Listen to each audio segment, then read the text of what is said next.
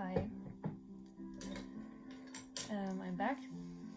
This is the second video of me talking about the lessons that I learned from depression.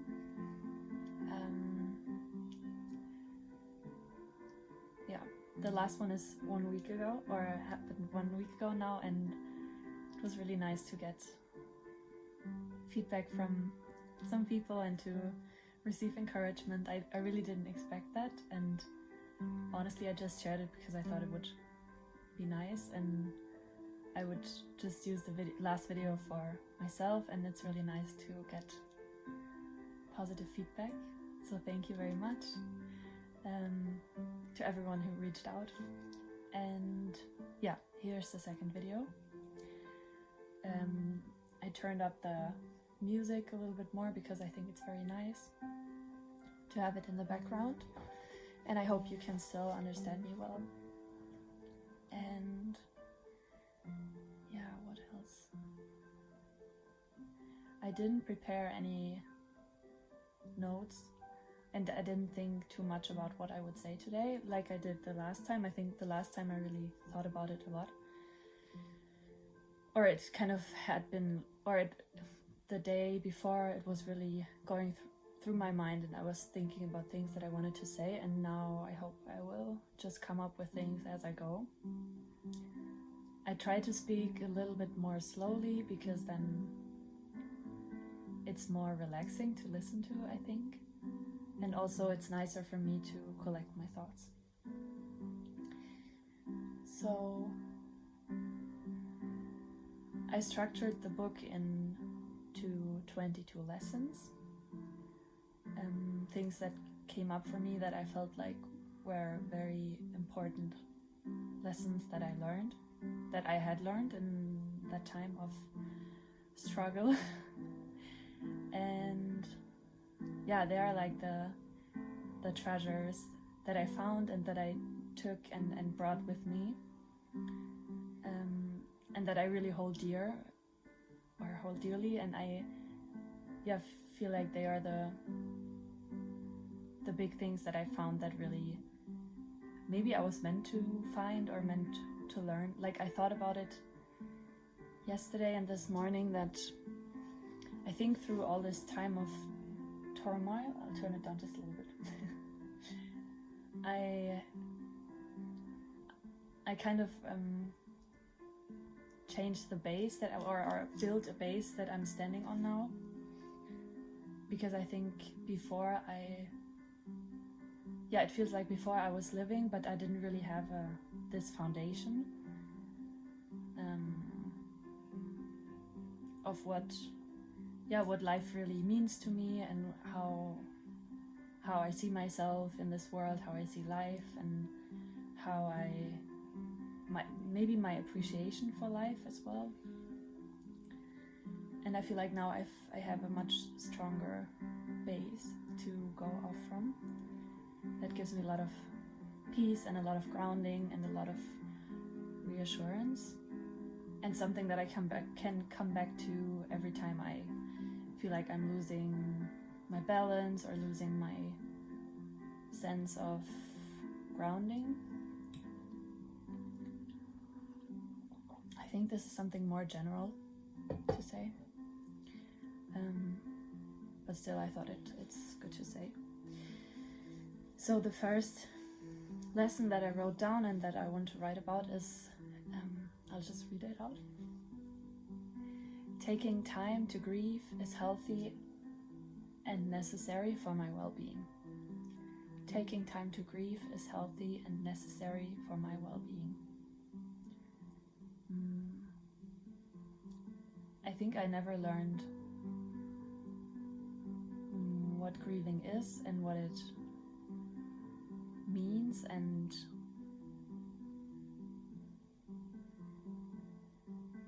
what it's good for, I think. I feel like this is all very general that I'm saying, but maybe over the course of time I will get more into details.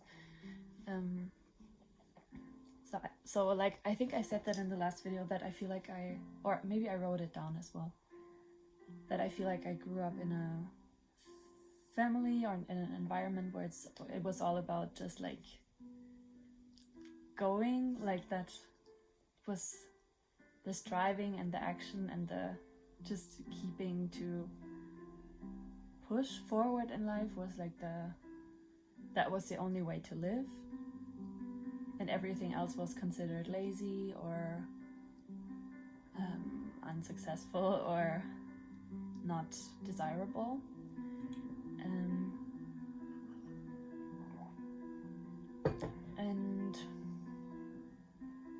And it makes sense because the whole system and the structure that I grew up in, it was all about just to keep striving, keep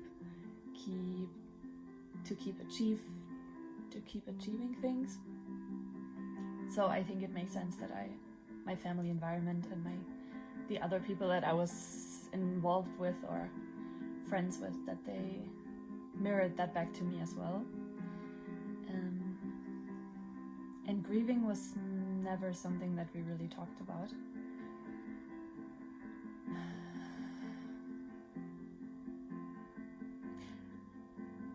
I remember I had one time when I was in my last 2 years of high school. It was like in the winter time when I would come back from school and just watch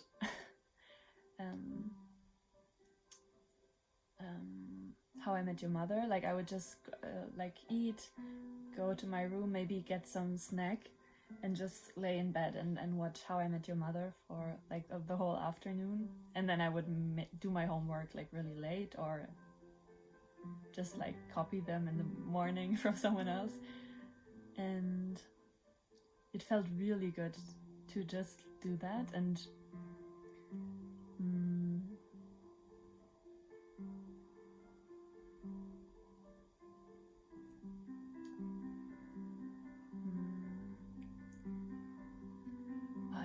I think it's really difficult to talk about grieving because what is grieving anyway? Like, and grieving looks different for every person. I think it's it's a shared experience that we can somehow all relate to, but like what it really is really hard to pin down. For me, grieving is allowing space for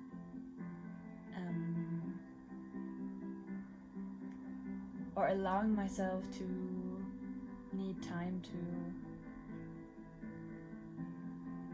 let go of something. This is really...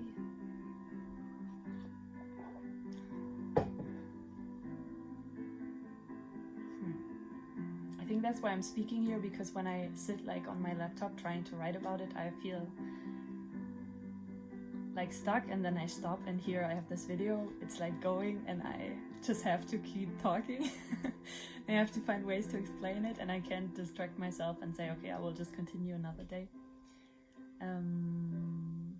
So I'm like, it's a very random metaphor, but I'm like looking at my plant. I have a really big plant over there, and one of the leaves, it's very like, it has really thick leaves. One of them is like turning yellow, and it's like still attached to the big plant, and I know eventually it will like become really like crumble or like become really dry and fall off, but right now it's still attached, and I can see that it will die off eventually, but it's still part of the plant, and there's no like, I can't like, this morning I tried to pull it out, but it's still like, it still wants to stay on the plant, and it still wants to be part of it, but you can see that it's already decaying, and it will eventually fall off. And I really, like this morning I thought, wow, that's such a nice metaphor for like that it needs like letting go of something that's not serving you anymore, or that's really dying, or like a part of your life that is part of your experience, or like anything, like honestly can be like a belief that you have about yourself, or a person or an actual death of someone, or like some part of your life that is changing, and then like accepting that it has changed, like all of those things, like this plant, like they eventually will fall off and be let go, and at the same time it's okay to give them time to slowly like fall off. And yeah, I feel like nature and plants, they have such beautiful lessons for us, or metaphors, and I think that's a very nice one, because the plant doesn't just like let go of the leaf right away, like it slowly just pulls away the life force, or maybe the water and like the energy that it gives to that leaf, because it's time for the leaf to come off of the plant. And when I think about like all those changes that I've had in my life, like I think I didn't even talk about all the specifics about the life that I lived after I finished my high school. There was so much change, and just the simple fact that I had finished my high school, like I feel a lot with the young people that are finishing high school now, because I think it's such a huge change to leave a physical place that you had been used to usually for a very long time, a structure, a system, like things that you've grown to become so accustomed to, that are so normal for you, and all of that falls away right away. And from what I learned when I finished my high school, it was like I felt like there was no real awareness in myself and from other people that it's a huge deal to finish this part of your life, and there's like, it's really sad, like it's I mean, it's exciting because something new is coming, and at the same time like there's a lot to let go of and say goodbye to, like yeah, like all the people that you're used to seeing, even if you weren't too close to them, like so many things that used to be so normal and so part of your life. And yeah, and this thought that kind of like if that experience was like this leaf that's now slowly falling off, like it's okay to give yourself time to grieve this. And I think one of the reasons why I fell into depression, why my body really stopped me from continuing this life of striving and continuing to go,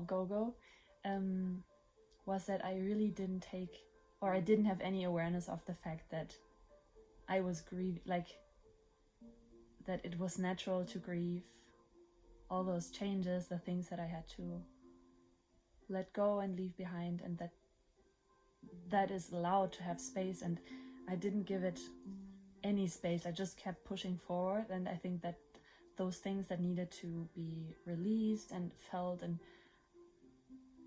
through I don't know if you say that,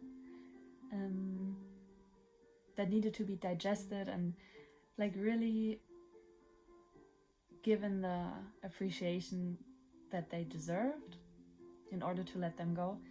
I didn't do that at all. Like I think it's normal when you're young that you just want to live and explore the world, and I think that's very good and very healthy, and I did that. I went to a Christian monastery that I like right after I finished high school and had worked at a bakery for a few months.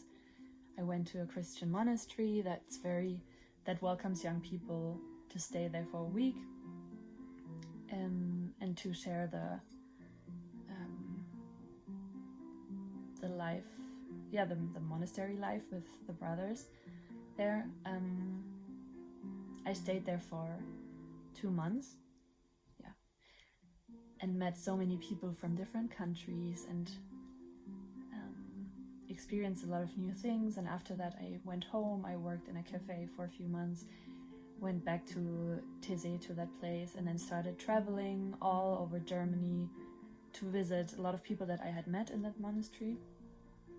Then I traveled to Latvia to visit one friend there, and then to Sweden to stay there for the summer, to visit a few friends as well. I think I even went to Finland, for a week from there. Then to Norway, we traveled, like with other friends, we traveled back down to my home. We went back to Teze. Like there was so much change, so many encounters, so much that I experienced. And then after that,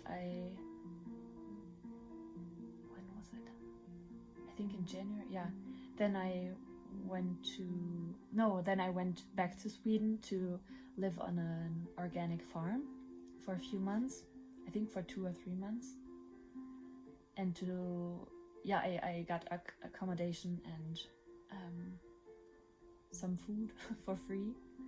And in return, like worked as a volunteer and learned a lot about farming, organic farming, animals, plants, growing, and like just what life on a farm means.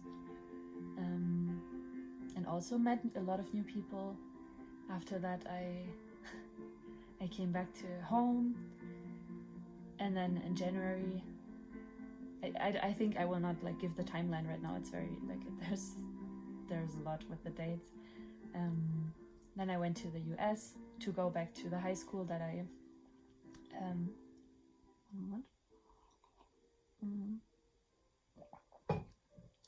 to stay with my host dad, who he was my host dad when I was an exchange student when I was 16. And I stayed there to do an internship with my former teacher of the subject that focused on character development in the school that I had been an exchange student at. I stayed there for 3 months, was completely immersed in the culture of the US, or the culture of Washington State. Also traveled in the spring break. I traveled, went to California, went to Oklahoma, went to Wisconsin to visit some people. Then I came back to the US. From the US I went to Costa Rica to stay there. I think I ended up staying for 2.5 months. Like again, in a completely new culture with other volunteers, where I lived together with other volunteers at a place that like a German guy had built to kind of create an alternative community, which was very provisional, because there were people coming and going. It was not very established community. It was just like living community as we go. And there I experienced so many other things as well, because it was kind of off the grid, like, or at least a little bit like the experience of not being part of society very much, and also very much talking about the difficulties that societies, or like Western societies, have, like really questioning a lot of things. So much information, or so many new ideas and thoughts. And also we were eating all raw vegan. So only fruit, vegetables, salads, vinegar, I think, like 4 salads. It was a very different way of eating. We traveled there a little bit as well. I came home. I stayed the summer with my family. we also went on vacation together, and then after that I moved to the north of Germany, close to Hamburg, to study something called liberal arts and sciences, where like it was like a general study where I could pretty much pick my own or create my own schedule for studying. I did that for 2 months. I was really, really unhappy, and I came back home. And then in the beginning of the next year, I was really thinking about, okay, what to do, and had some ideas. At the same time, I was living at home with a few foster care children, because my parents had started like caring of foster children, for foster children. And then I went back to the Christian community, to Tizzy, and ended up staying there for 9 months because I wanted that. And before that, I had actually signed up for educational sciences in Freiburg to study that there, because I was really passionate about changing the education system. And when I had gone to that Christian community, Tizzy, for Easter, I realized, oh, I want to stay there. I came back to Freiburg and just said, I don't want to study that. I'm gonna go there, and ended up going there to Tizzy and stayed for 9 months. So there's, as you can see, there's so much change going on, so many things that I experienced, learned, saw, felt, and I just kept on going and kept on pushing to find something that I wanted to do. I was really eager to change something. Like, I felt like the world needs change, and I felt like my path was to change something in the education system. Moment. So I was really looking toward the future and what I wanted to do, without recognizing the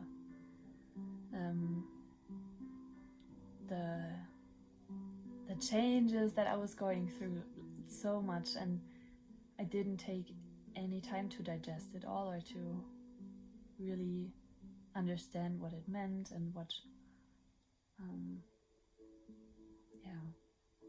and I think I also, like, there was a lot of pressure on me, or I put a lot of pressure on myself, and I also felt the pressure from the people around me, especially my family or my parents, which now I think it makes a lot of sense that they wanted me to either study or do another kind of education, to find a job, to be stable in my life, which makes a lot of sense. And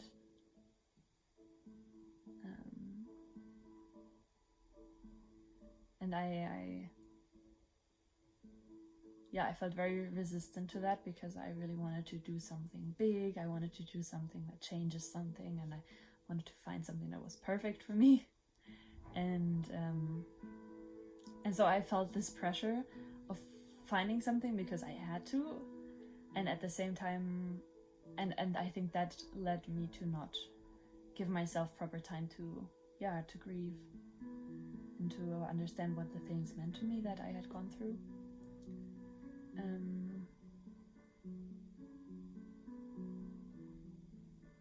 And to let myself feel those tender feelings of sadness and missing something, missing the people that really touched my heart a lot, especially in that monastery.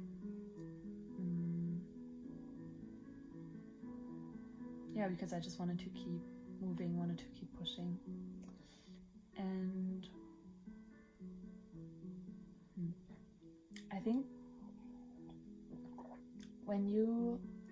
I experienced when I allowed myself to grieve and to be really sad about having lost what I had lost, or having to have let go, something or someone. And I think in that grief I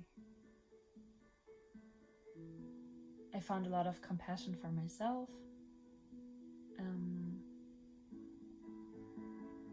and learned a lot about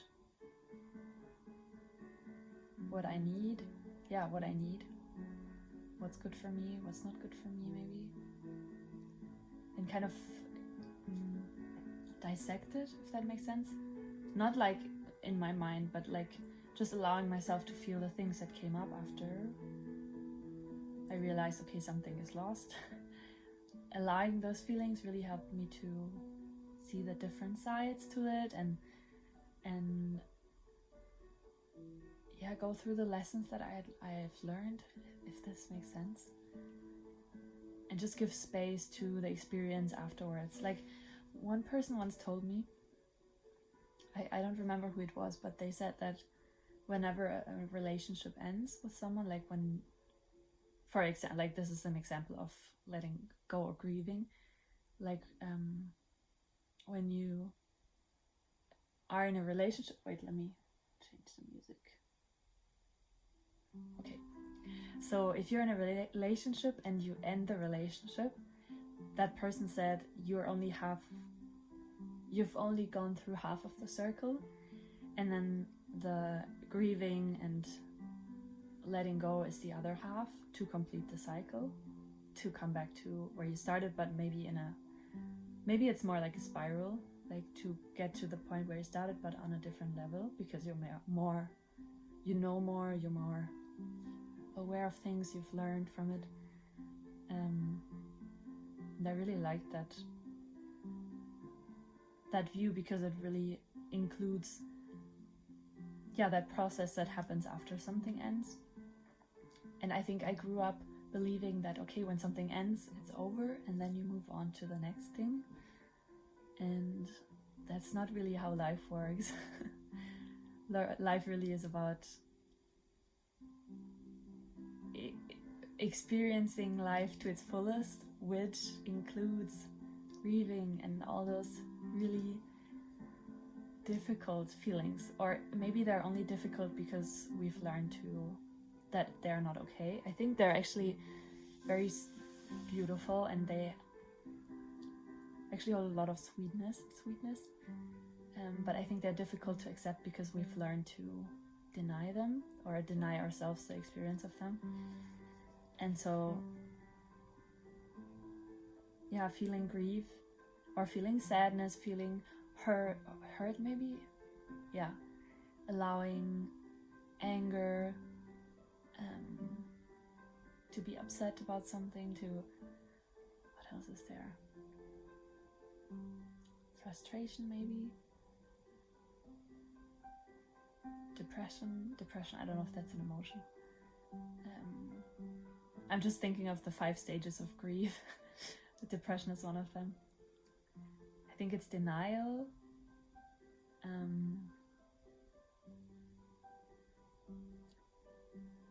I don't exactly remember. I think it's anger, depression, acceptance, and then there's another one in between. Bargaining. Yeah, I don't know exactly where it stands. And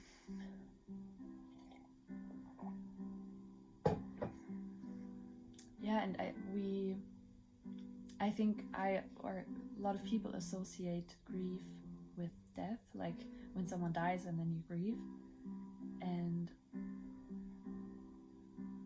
yes, I mean, that's true, like, and at the same time, I think there is a lot of grief that can happen in our daily life that might not be as obvious, and it's still there. Like little things, or not even little things, like anything that means something to you that you lose. And it honestly, like, thinking about it, it makes so much sense. Like our life, like we are this person in our life, and we move through our life, and there's constant change.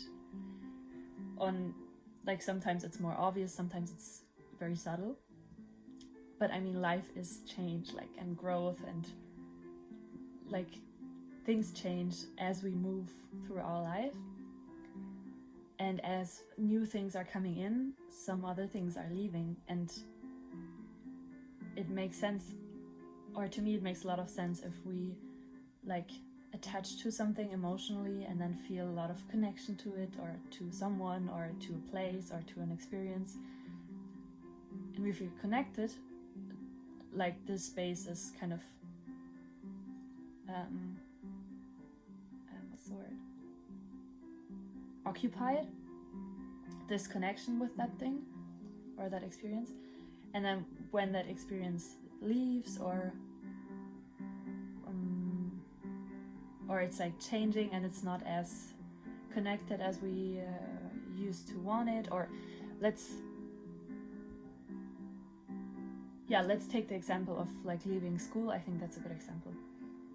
Like, you have really, or I'll just talk about my experience, because I think it's better to talk about your own experience than to talk about like a general experience. So I had this really, I mean, I had like so I was an exchange student in the US when I was 16, and when I came back I switched schools and went to a new school for multiple reasons. One of them was that I wanted to have music as my main subject, and my old school was like in construction. There was a lot of change happening there, and I preferred just like going to the new school, and I wanted to do music as my main subject, and that wasn't possible at my old school.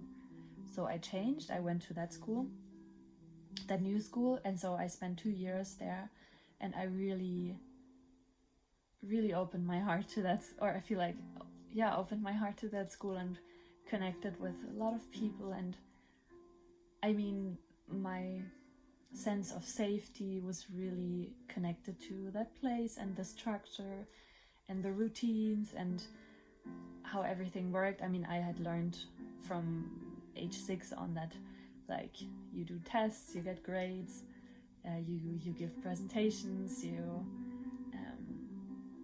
like have breaks and talk with your friends, and I don't know, all those little things that made up my experience or my daily life of school.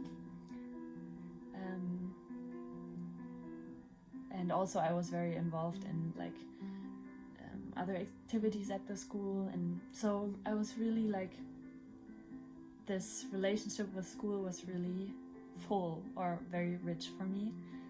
And then that ended, and like, so that relationship to school had kind of ended, so it was gone, and now I had this connection or need for a connection that was there, that was attached to that kind of way of living. And I just accepted, or I'm not really sure where I wanted to go with this, but like, so that is there, and instead of like moving forward straight away and like finding new things, I think I could have also just taken the time to release this attachment and to maybe like sort through it and understand, okay, this is how I felt about it. Like, when you step back from something that you have been really enmeshed with, it allows you to really like reflect on, okay, what worked for me, what didn't work for me, how did I like it, how didn't I like it. And in a way I think I did that by starting to really immerse myself in learning and talking about like the question of what is school really about, and what's actually important, and how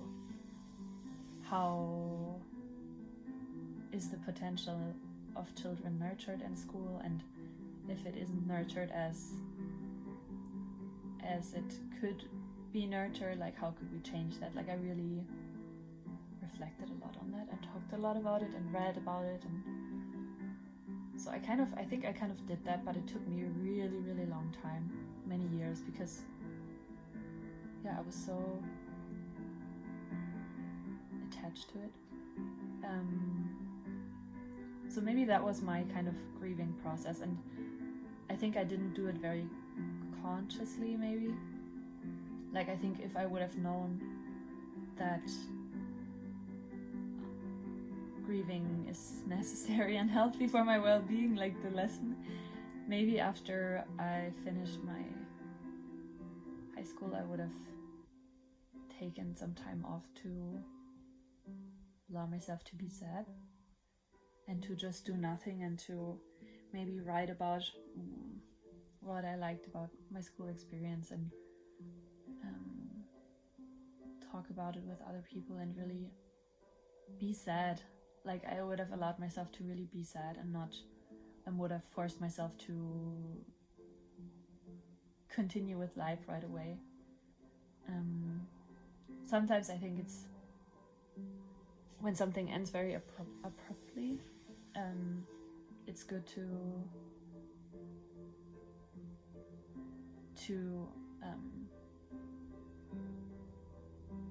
I don't want to talk in general like terms, because I don't know if it's very helpful to talk in general terms. I want to talk more about like my experience, and then maybe help you or help people to connect to that.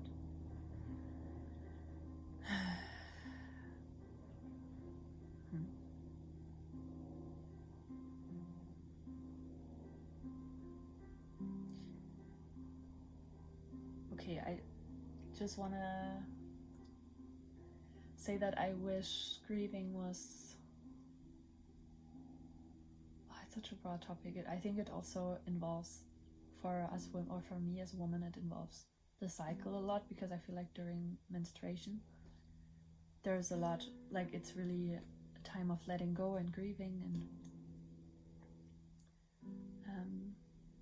so it's really, I think, ingrained in our biology as women to live those cycles very naturally, like this, like being open to the world, receiving and interacting and connecting and building relationships, and then like as we come closer to menstruation, our body kind of goes more inward, and our emotions, and we really confront those things that we hadn't confronted in that time before emotionally. And then during menstruation we kind of let go and grieve and are sad, maybe angry, or that's my experience.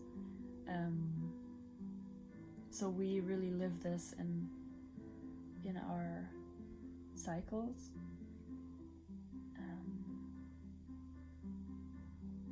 And again, it's so interesting how, like in my mind, from what I learned growing up, it's really that life is linear. Like there are those, you live, and there are those stepping stones that you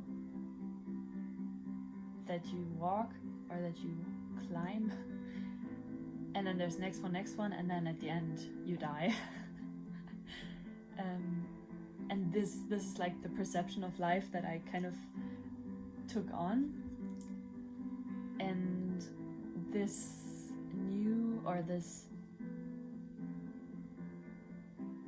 and now realizing that life is so much more cyclical, like, and this, I mean, grieving is part of the cycle, like I said, like things like the relationship, and then it ends, and then you grieve. Like it's such a, like there's so many cycles. If you think about the seasons, winter is so much different to summer, and it's very important, and it's very beautiful, because it's part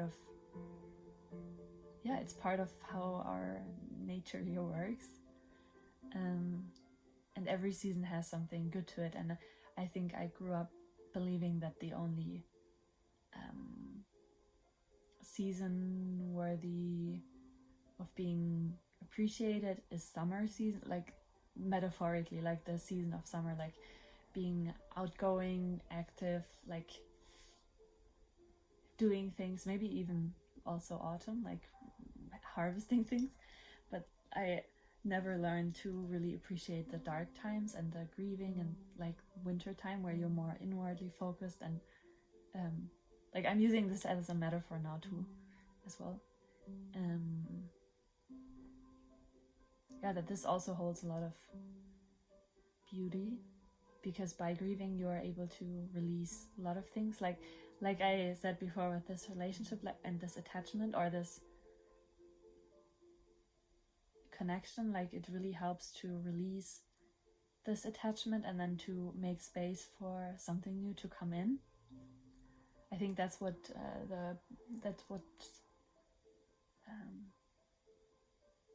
why grieving holds a lot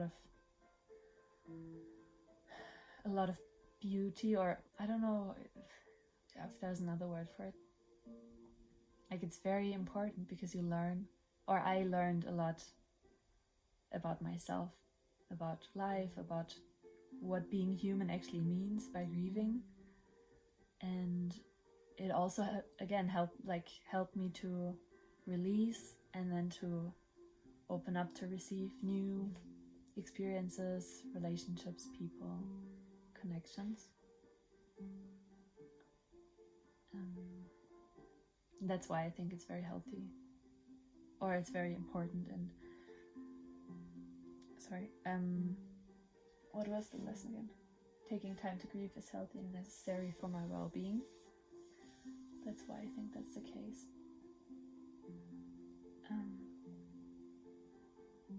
Yeah, there are some other things that I already wrote down about this lesson.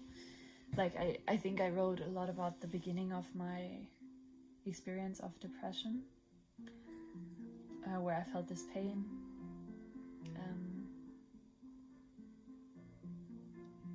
And I would say that pain was grief as well. And it was so new to me because I'd never learned how to face those things or I'd never really seen it in other people who took the time to grieve.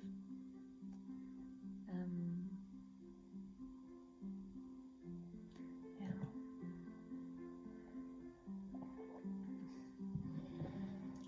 I wonder if there's more.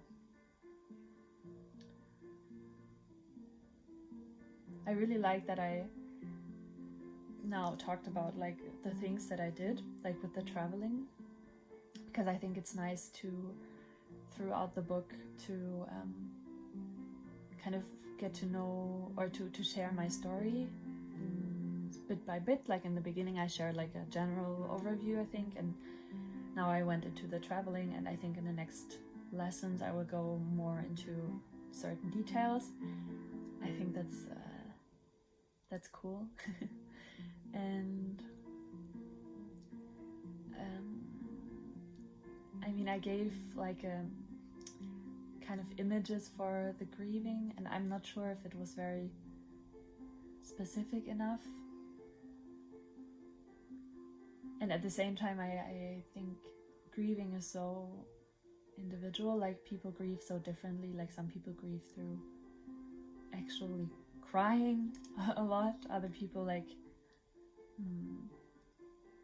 this rewatching or watching shows that give me comfort. Like that's also, I think, a part of grieving, like finding comfort in certain things that your inner child needs.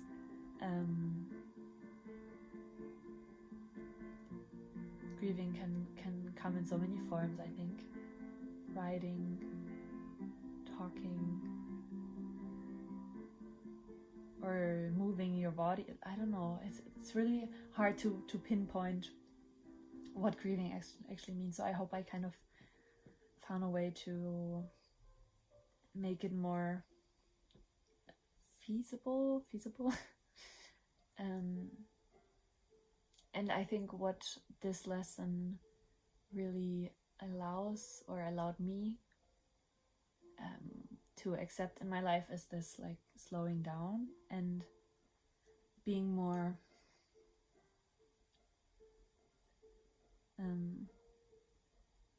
present, to be more present with the difficult feelings, and it allowed me to really give myself the grace and give myself the space to feel those feelings, because I realized this is really important to go through and to allow to be here.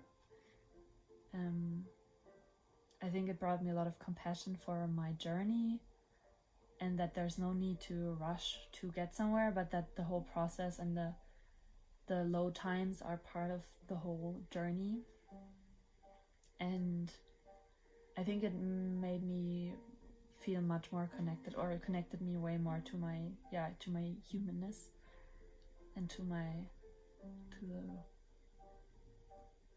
real experience of what life is like, and brought me a lot of peace, because I stopped forcing myself to get somewhere no matter what, and instead started to go step by step, and then listen to what came up in the process, and then gave some space for that before I continued walking, and that's made it way more smooth.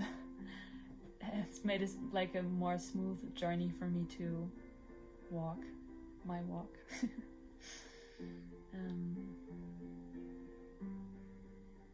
I think that's why grieving is very, very beautiful and healthy and necessary thing, and can give a lot of peace to the different experiences that we go through in our day, in our lives, and allows us to be patient and more kind and understanding with where we're at, why we're there, and maybe even how to hold ourselves through it, and to let ourselves be held through it. Like, I think I felt that accepting that a side of me that needs to grieve and that needs time for that really made me feel more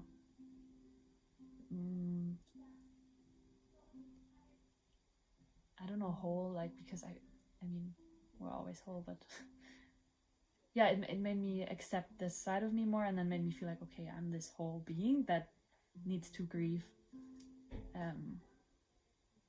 needs other things as well, but needs time to grieve, and that's okay. I think that's all that comes up for me for now. If anything else comes up, I will just write it down, I think, and add it. Thank you so much for listening, if you stayed until here, and if you have anything to share, I would love to hear about your experience with allowing yourself to grieve, and what it feels like for you to let that be part of your life. I think it could be really inspiring to hear from other people about how they approach this. And thanks again for being here with me, and I'll see you maybe next Wednesday, I don't know, I'll see, for the next video. I hope you continue to allow yourself to be who you are in all your facets, all your colors, and know that it's all important and special and unique and all needed, very much needed. And lots of love to you.